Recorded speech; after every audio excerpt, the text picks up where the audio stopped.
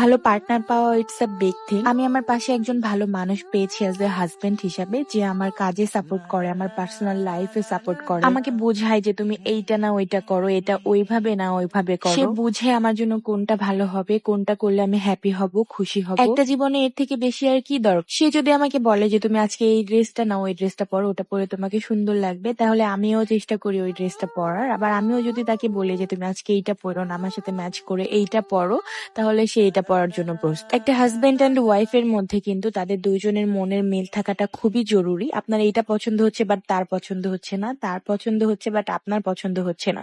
সবসময় যদি আপনাদের এরকম চলতেই থাকে যে দুইজনের মনের মিলতেছে না, আপনাদের দুজনের পছন্দ মিলতেছে না, তাহলে কিন্তু ঝামেলা। একটা সম্পর্ক তখনই পূর্ণতা পায় যখন দুইজন দুইজনের কথা মতো চলবে। আমি আপনার কথা মতো চলতেছি, আমি সব কিছু করতেছি, সব কিছুর জন্য প্রস্তুত, আপনি যা বলবেন আমি তাই করব, আপনাকে ভালোবেসে আমি আমার জীবন দিয়ে দিব, বাট আপনি আমার জন্য কিচ্ছু করবেন না। তাহলে বিষয়টা কেমন হলো? কথায় আছে না, হাজবেন্ড ওয়াইফ হচ্ছে চোখ আর হাতের মতো। যদি চোখ কান্না করে তাহলে হাত সেটা মুছে দেয়, আর যদি হাত ব্যথা পায় তাহলে চোখ কান্না করে। তোমরা যারা অতিরিক্ত চুল পড়ার সমস্যায় ভুগছো, খুবই চুল পড়ে যাচ্ছে, চুলে চিরুনি লাগাতে পারতেছো না, চুলে হাত লাগাতে পারতেছো না, চুল একাই ঝরে ঝরে পড়ে যাচ্ছে, তোমাদের জন্য আমি কিন্তু সবসময় আমার একটা প্রোডাক্টই সাজেস্ট করি, সেটা হচ্ছে আমাদের হেয়ার কম্বো। প্রায় এক সপ্তাহের মতো আমি আমার চুলে হেয়ার কম্বো লাগাই না, যার কারণে আমার চুল কিন্তু একটু রাফ হয়ে গেছে। তো আমি খুব শীঘ্রই চেষ্টা করবো যে আজ বা কালের মধ্যে আমার হেয়ার প্রোডাক্টটা লাগানোর। তোমরা যারা চুলের সকল সমস্যার সমাধান পেতে চাও শুধুমাত্র একটা প্রোডাক্ট ব্যবহার করে, তাদের জন্য কিন্তু আমাদের হেয়ার প্রোডাক্টটা 100% কার্যকরী। তো খুব তাড়াতাড়ি দেরি না করে আমাদের প্রোডাক্টটি অর্ডার করে ফেলো, পেজটা আমি ক্যাপশনে দিয়ে রাখবো। সম্পর্ক আসলে একজনে টিকে থাকে না, দুই পক্ষ সম্পর্ক টিকিয়ে রাখতে হয়, দুইজন মিলে ভালোবেসে একটা সংসার গড়ে তুলতে হয়। আগে আমার কাছে মনে হতো যে আমি ভালোবাসার জন্য জীবন দিয়ে দিব, আমি আমার হাজবেন্ডকে এতটা ভালোবাসবো যে সে ভালোবাসায় মুগ্ধ হয়ে যাবে, সে আমাকে ছাড়া কোথাও যাবে না। আপনারা কেউ কেউ বলেন না যে যে থাকার সে এমনিতেই থাকবে, হাজার মার্কার দিলেও থাকবে, হাজার ভালোবাসলেও থাকবে, আর যে চলে যাওয়ার সে এমনিতেই চলে যাবে। আর একটা সুন্দর ফলের গাছকেও যদি আপনি জল দেওয়া বন্ধ করে দেন, যত্ন নেওয়া বন্ধ করে দেন, তাহলে কিন্তু সে ফল দিবে না, সে আস্তে আস্তে মরে যাবে। আর আমরা তো ভাই মানুষ মাত্র, আমরা মানুষ তো ভালোবাসার কাঙ্গাল, আমরা সবসময় চাই আমাদের কেউ যত্ন করুক, আমাদের ভালোবাসুক। তো আসলে এই ধরনের আবেগী কথাবার্তা বাদ দেন, যে যে থাকার সে এমনিতেই থাকবে, আর যে থাকবে না সে এমনিতেই চলে যাবে।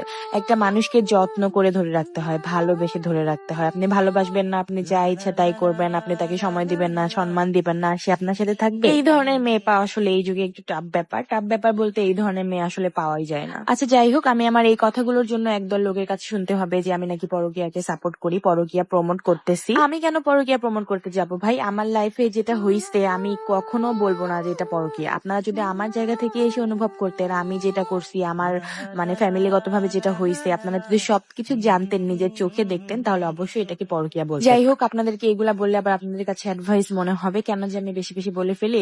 তো আমরা হচ্ছে শপিং এ বের হয়েছিলাম আজকে, আমরা হচ্ছে ঘুরতে যাব, মানে পাবনার বাইরে যাব একটু ঘুরতে। সো কোন জেলাতে যাব আপনাদের মানে গেস করতে হবে যে আমরা কোন জায়গাতে ঘুরতে যাচ্ছি। তোমরা যারা আজকে সঠিক ডেস্টিনেশন বলতে পারবা যে আমরা কোন জেলাতে ঘুরতে যাব, তাদের সবাইকে আমি রিপ্লে করবো। এই যে দেখো, যে আমাকে ভালোবাসে, যে আমাকে সময় দেয়, তার জন্য আমি রাতের বেলা এসে রাত 11টা 11:30টার সময় আমি মাংস বসায় দিছি, তার ইচ্ছা করছে যে মাংস খাবে। সো এইটাই, আপনি ভালোবাসা দিলে অবশ্যই ভালোবাসা ফেরত পাবে, আর মেয়েদেরকে যদি দেন সে ভালোবাসা, তাহলে তার 3 গুণ ফেরত পাবে। নিশ্চয়ই আমার হাঁসের মাংস রান্না দেখে আপনাদের অনেক লোভনীয় লাগতেছে। ইয়েস, সত্যি আজকে হাঁসের মাংসটা অনেক মজা হয়েছিল।